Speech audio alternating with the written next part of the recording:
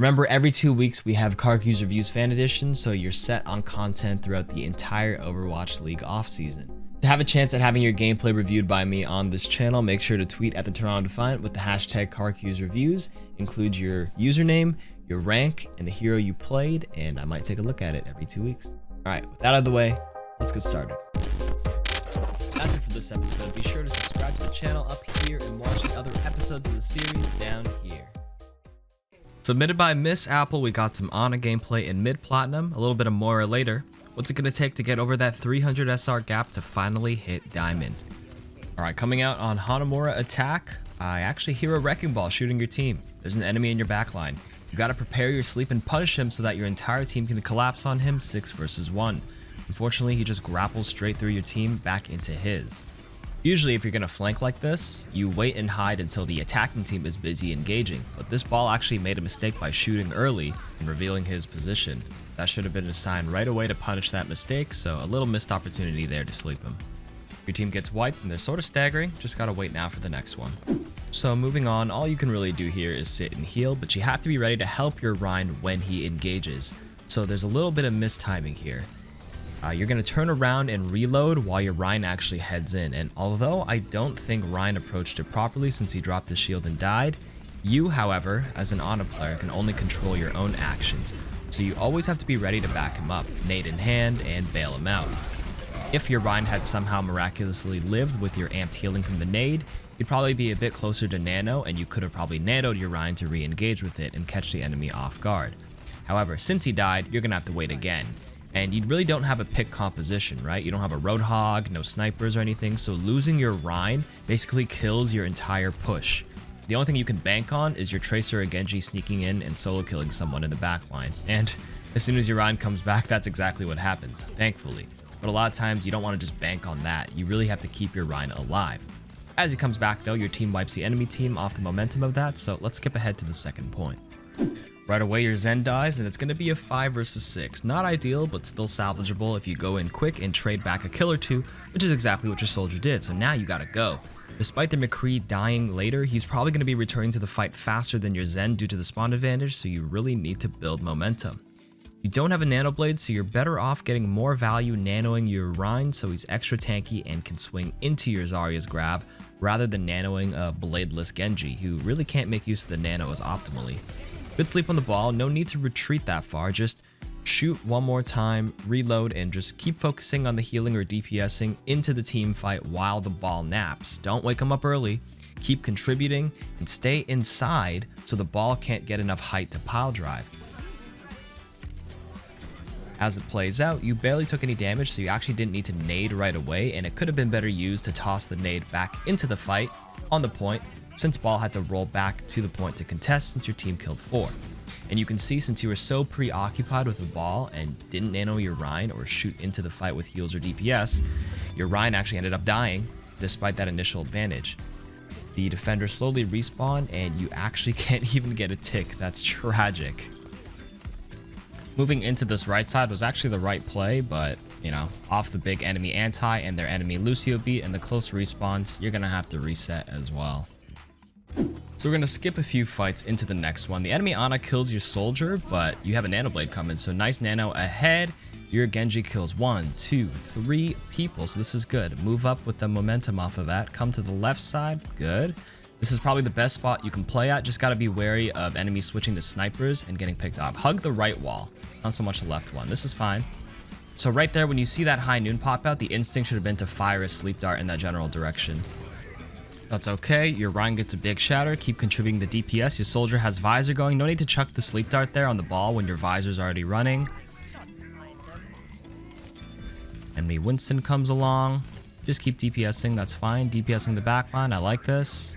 Unfortunately, your Rhine gets antied, and you really can't do anything about that unless your Zarya bubbles them. You actually get a massive counter anti onto them, but they have the Lucio beat, so unfortunately off of that, you really can't do much here. You're staying alive, you're doing what you can to contribute, but yeah. I thought you played that pretty well. Good positioning, other than chucking a few random sleeps. Honestly, not much you could do there. So, final fight of the round. Only 40 seconds left. You have a Nano Blade ready. Unfortunately, your Rhine dies getting caught behind the wall, but you gotta go. You can still win off this blade.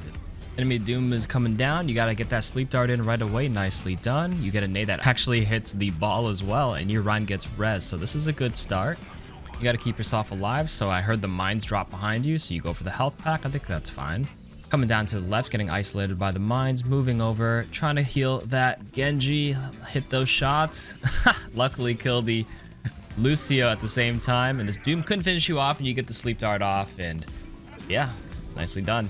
Managed to survive and sneak by with a capture with 6.1 seconds left. Let's move on to the defense and watch some of your Moira gameplay.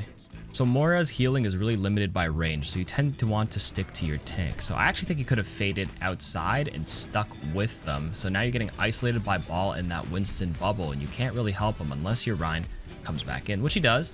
But a lot of times you want to kind of be playing with your team relatively closely and not isolated out. So you take an odd loop around and you can't really contribute and heal your Rhine as you're walking up those stairs. That's what I mean by range. You're not like Ana where going up to that high ground to get a new angle is good, because as soon as you went up, you had to drop right back down. You might as well have stuck around the corner and jiggle peek to keep healing the Rhine if you were getting focused, but you weren't. I think you were good to just, chill around there and just hold that heal down. Fortunately, your team does win the rest of the team fight, so let's move on to the next one. So again, you really got to be sticking with somebody. It's your tanks. You're kind of really far from the Rhine and really far from the Zarya. So at this point, you just got to chuck an orb and hope that you're helping. You're kind of just looking at no man's. Luckily, your Genji is killing stuff in the background, but always got to be playing close to somebody so you can always be contributing, whether it's with heals or damage. Your Zarya solo grabs a Doomfist, but hey, at least you won the fight. Moving on. I skipped ahead to where your Zarya is kind of getting focused out up front, being really aggressive, trying to build energy. So I like this Coalescence to keep her alive. Remember, after this Coalescence ends, Moira's goal is to stick with those tanks, unless you're doing some flank DPS Moira, but I don't really encourage that. So right now you're fading and going up to the high ground, but your Rhine and Zarya actually drop back to the low, so there's not much value being added right now.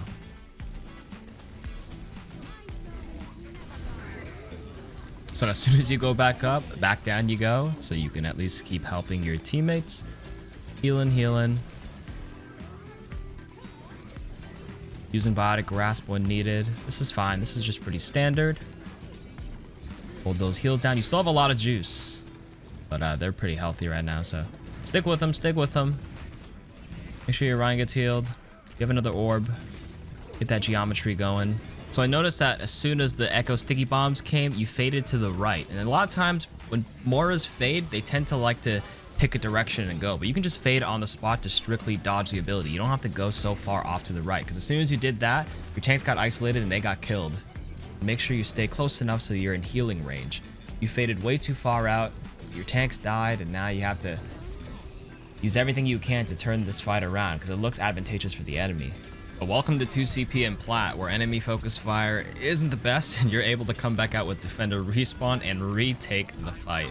Good Coalescence there. Overall, I see your Ana mechanics and aim are pretty good at this rank. I don't think that's necessarily holding you back. I actually think it's more of the missed opportunities to punish enemy mistakes, such as sleeping that ball at the beginning, who in all honesty was caught by revealing himself, and just being ready for engages overall. On Moira, your approach is completely different than Ana's, and instead of playing mid to far range, you have to play a lot closer to your tanks to add any meaningful value. And a lot of times you were maneuvering around the map away from the fight and in no man's land. Your fade usage also has to be a bit more refined, along with the decision on the direction you want to go. So you don't necessarily have to travel the maximum distance, which might be just a habit a lot of new Moira players fall into. You can just fade and hang around the same spot as long as you dodged what you needed to dodge. Hopefully you found that feedback helpful, and thank you for submitting. That's it for this episode. Be sure to subscribe to the channel up here and watch the other episodes of the series down here.